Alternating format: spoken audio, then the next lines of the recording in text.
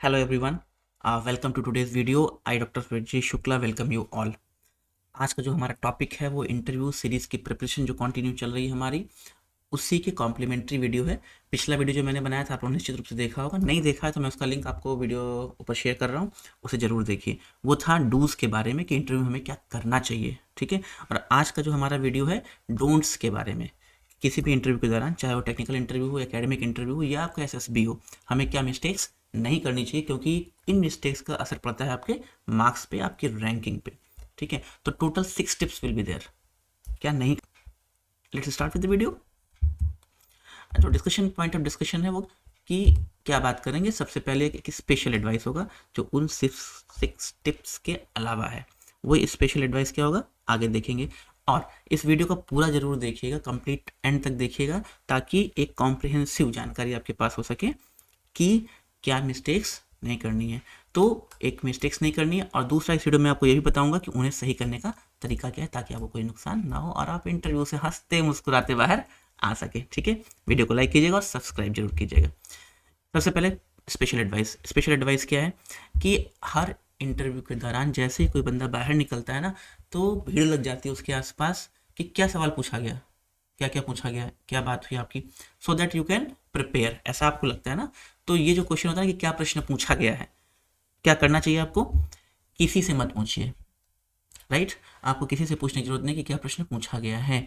Reason being कि हर व्यक्ति का बैकग्राउंड अलग है, हर व्यक्ति की टेक्निकल एक्सपर्टीज अलग है, हर व्यक्ति का जो इंटरव्यू एक्सपीरियंस अंदर होगा वो क्या होता है, अलग होता है। तो सबके क्वेश्चंस भी अलग होते हैं। तो आप किसी दूसरे से पूछ करके कि उससे क्या पूछा गया है, अपनी स्ट्रेटजी और अपना जो आपका फोकस है उसे मत जाने दीजिए।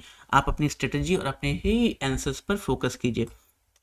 आप घर से सोच के आते हैं, प्लान करके आते हैं ना कि अगर मुझसे ये पूछा गया तो मैं ये आंसर करूँगा, फिर मैं ये वर्ड बोलूँगा ताकि इंटरव्यू मेरा इस डायरेक्शन में जाए, तो वो आप लूज़ कर जाएंगे। बल्कि मेरी तो एडवाइस होगी ना कि जब आपका नंबर आने वाला हो, शांति से बैठिए एक जगह पे, या कहीं शांत जगह मिले, किनारे हो जाइए, 2 मिनट लंबी लंबी सांसें लीजिए, 1-2 घूंट पानी पीजिए, रिलैक्स हो जाइए, ठीक है। So that you can give your best. जो आपकी पर्सनैलिटी है वो ट्रेड्स बाहर आए, ना कि आप प्रिपेयर्ड होके जाएं कि दूसरे से क्या प्रश्न पूछा गया वही प्रश्न का जवाब मैं दे दूंगा।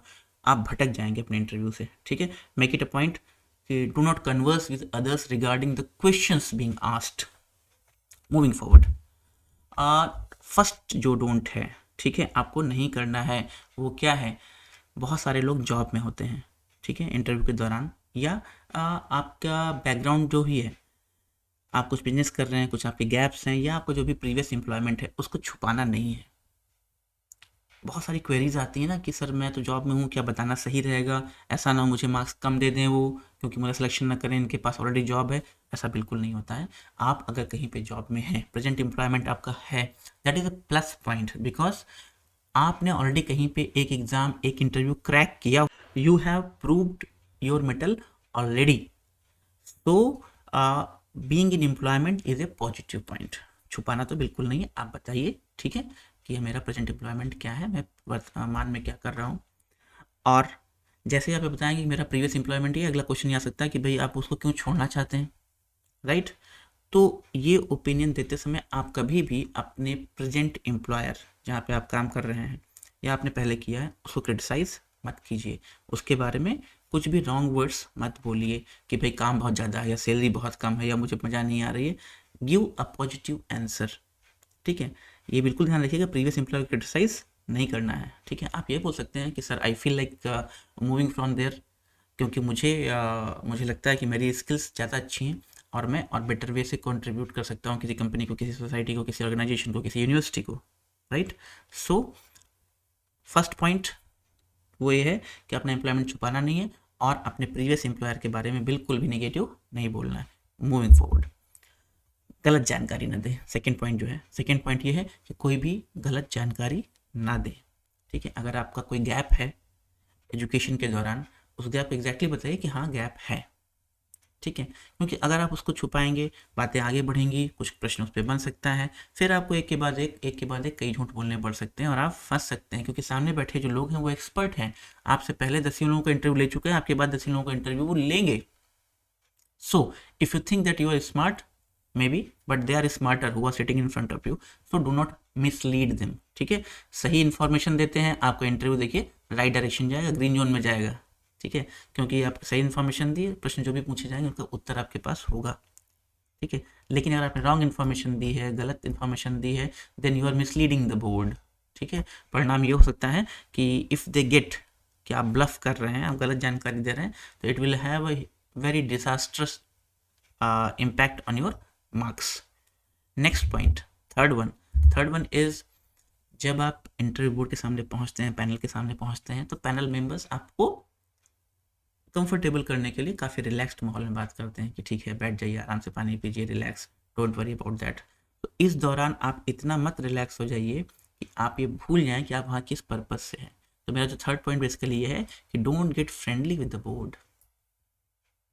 मित्रता नहीं है, ठीक है, वो आपको रिलैक्स कर रहे हैं तो रिलैक्स हो जाइए, लेकिन आप बिल्कुल बैक ऑफ द माइंड ये सोचते रहिए कि आपका असेसमेंट हो रहा है। ठीक है, रिलैक्स माहौल में आप कैसी बातें करते हैं, कैसे शब्दों का चयन करते हैं, क्या आप बोलते हैं, क्या आपका थॉट प्रोसेस है, that is still on. So don't not get friendly with the board. ठीक है, if they are friendly with you, good.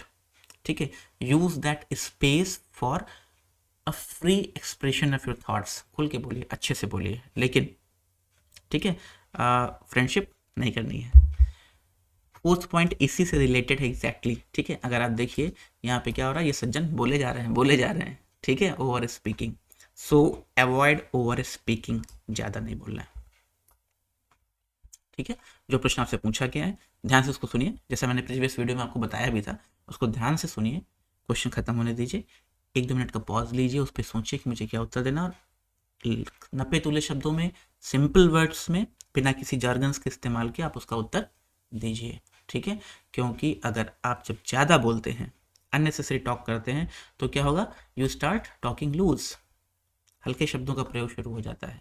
ठीक है, कई बार स्लैंग मुंह से निकल जाता है, जाहिर सी बात है अच्छी बात नहीं होगी। ठीक है, अगर आपको ये वीडियो अच्छा लग रहा है तो इस चैनल को डेफिनेटली सब्सक्राइब करें, नीचे एक बेल आइकन दिया उसको भी प्रेस कीजिए ताकि टाइमली आपको नोटिफिकेशंस मिलते रहें। Moving forward to fifth point. Fifth point is again very important. Interviewers आपका ओपिनियन जानना चाहेंगे कई मुद्दों पर। ठीक है, तो उस दौरान जब आपसे आपकी ओपिनियन मांगी जाए तो आपको ओपिनियन बैलेंस्ड होना चाहिए। It should not be biased, it should be balanced. और कोई भी एक्सट्रीम ओपिनियन, अतिवादी, पक्षपाती या अतिवादी राय ना दें। ठीक है, किसी एक पक्ष के बारे में डेफिनेट वे में बोलना रिस्की हो सकता है। यू डू नॉट नो कि सामने वाला किस विचारधारा का व्यक्ति है। जैसे फॉर एग्जांपल आपसे पूछा जाता है भाई इंडिया फॉरेन पॉलिसी के बारे में आपका क्या विचार है, तो आप बोल दीजिए कि नहीं सब बहुत ख़राब चल रही है या बहुत अच्छी चल रही है। दोनों ही क्या हो गए, एक्सट्रीम ओपिनियंस हो गए। आप बोल सकते हैं कि सर ये चीज़ें बहुत अच्छी हो रही हैं, ये कुछ ऐसी चीज़ें जहाँ पे कुछ सुधार की आवश्यकता है। अगर आप फॉर एग्जांपल इतिहास का इंटरव्यू दे रहे हैं, आपसे पूछा जा सकता है कि भाई नेशनलिस्ट हिस्टोरियंस और मार्क्सिस्ट हिस्टोरियंस के बारे में कुछ अपने पॉइंट्स बताइए।